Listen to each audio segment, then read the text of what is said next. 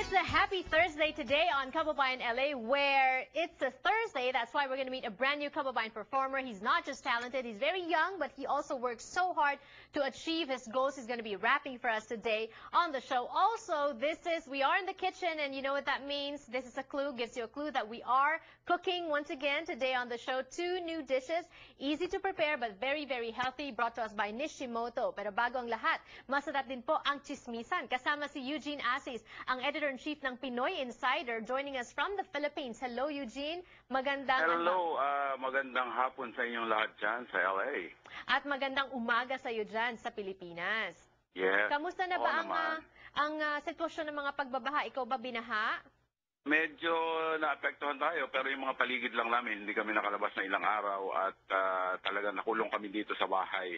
Pero ganun pa man, marami pa rin mga balita. Eugene, simulan natin kay FPJ at ang kanyang bagong parangal na nakamit.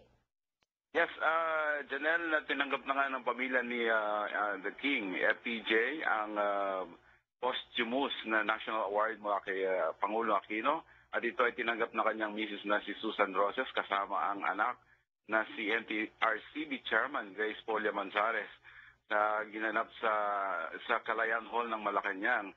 Ang kanyang anak naman na si Lobby po ay hindi nakasama, pero nang makausap namin sa press ko ng pelikulang Guni-Guni ng Regal Entertainment, ay sinabi niyang ipinaubayan na lamang niya sa mga itong pagtanggap sa karangalan, pero sa puso niya ay kasama siyang tumanggap ng naturang citation at medalyon na Janelle. Ayan. Okay. And congratulations, of course, well-deserving. Napakaraming pelikula ni FPJ. In fact, hanggang ngayon, marami pa rin ang nanonood, naghahanap ng mga pelikula niya. Yeah, oo. Pero nga may isang controversial na salita si Susan Roses nang magpasa rin siya nang sabihin niyang lubos ang kanyang kasiyahan sa naturang karangalan na iginawad ng isang tunay na halal na presidente. Ayun. Ouch! Naman. Oo. Alright. Kung matatandaan natin, syempre, lumaban si FPJ sa presidential election kalaban at that time, she was the incumbent president, Gloria Macapagal-Arroyo. At Yes. maraming mga aligasyon ng dayaan kung saan dyan Yes. sa halalan na yan, ang hinirang na nanalo ay si Pangulong Gloria Macapagal-Arroyo nga.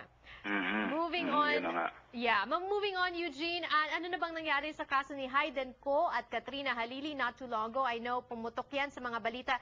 Very, very hot and juicy issue. At ngayon, na-resolve na ba?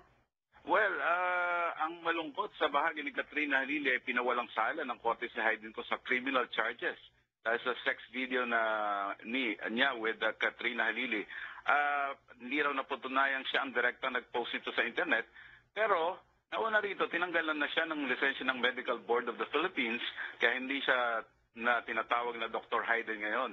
Ang bagong balita kay Hayden ay mukhang gusto niya ipagpatuloy ang pag-aartista, pero as it is, mukhang wala namang kumukuha sa kanya, walang taker. Walang taker.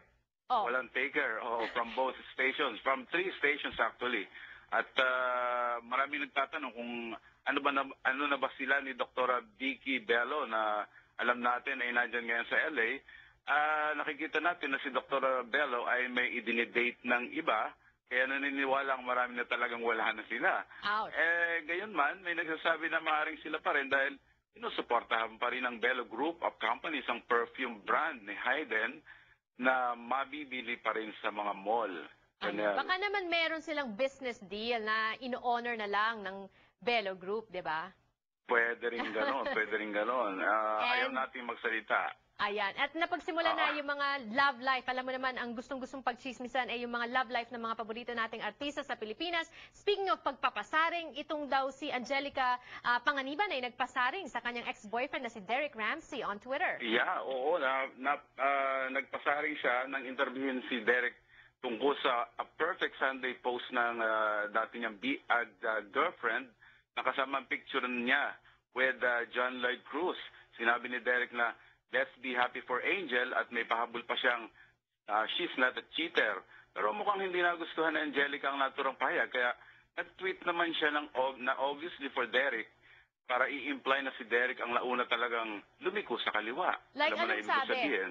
Anong sabi ni Angelica sa Twitter? Ayon sa tweet, medyo pinaiksi ko na medyo mahaba, and we quote, tama na, huwag ka nang magpanggap, may hangganan ng pananahimik ko, sobra-sobra na.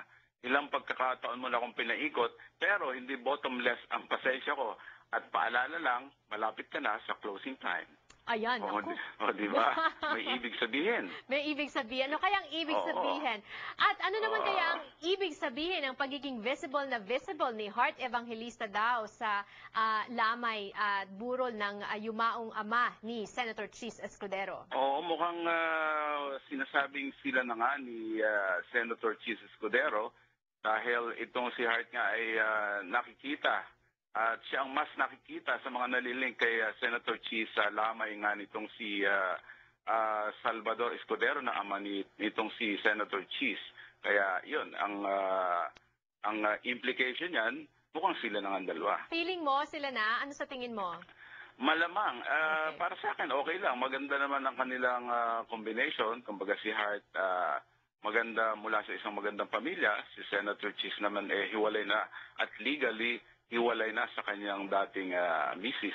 Okay. Kaya okay lang. At ang dati namang kasintahan ni Heart Evangelista na si Jericho Rosales ay meron na ring bagong love of his life. Yes, at talaga ipinagmamalaki nito si Jericho ang kanyang bagong girlfriend na mixed DJ na si Kim Jones dahil narito na raw lahat ng katangian ng isang babae na kanyang hinahanap. Kung dati ay hindi binabanggit ni Jericho ang pangalan ng kanyang bagong girlfriend, ngayon ay mukhang open na sa mga interviews.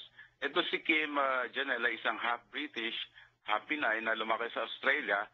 At itong si Kim ay isang mixed DJ. At kung matatandaan natin, Janelle, ang dating karelasyon ni Jericho ay isang ABS-CBN reporter na si Cheska Liton. Nakikita natin, mukhang mahilig sa mga TV personality si Jericho. Mabuti na lang at wala ka rito sa Pilipinas, Janelle. Ganon? Hindi. Alam mo na. Magkaibigan kami niyan.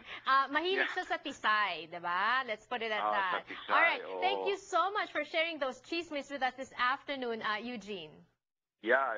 Thank you very much din at magandang hapon sa inyo lahat dyan sa LA. More power to you, Eugene Asis, ang editor-in-chief ng Pinoy Insider, and incidentally, Pinoy Insider ang nag-iisang newspaper dito sa Los Angeles na tungkol lang po sa inyong mga paboritong artista sa Pilipinas. Don't forget to pick up your free copy sa mga Filipino establishments and restaurants. Meanwhile, here on Kababayan LA, tayo naman po ay magluluto when we return on the show. Don't go away.